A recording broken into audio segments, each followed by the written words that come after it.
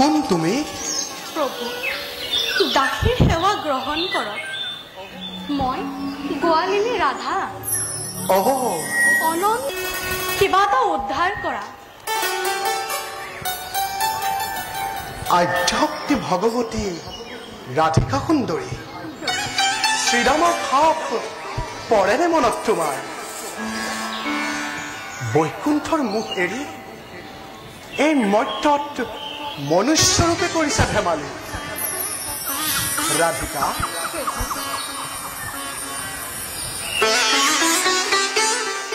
আমাৰ আছে এক পবিত্ৰ কৰ্তব্য। কণ্টকময় পথ হ'ব আমাৰ জীৱন। আৰু শুনা ৰাধিকা,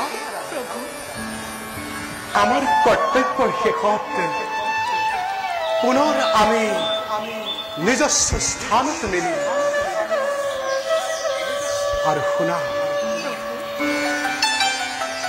অহা শাৰদীয় পূৰ্ণিমা ৰাত্ৰি ৰূপালী জোনৰ বালিত বৃন্দাবনৰ গোপীসকলৰ লগত কৰিম মই অনংগ ৰাসকেলি।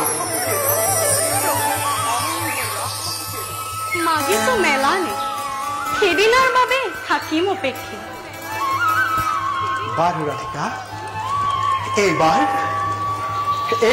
তুমিও গৃহস্থৰ নিষেধাজ্ঞা উলংঘন কৰিব লাগিব।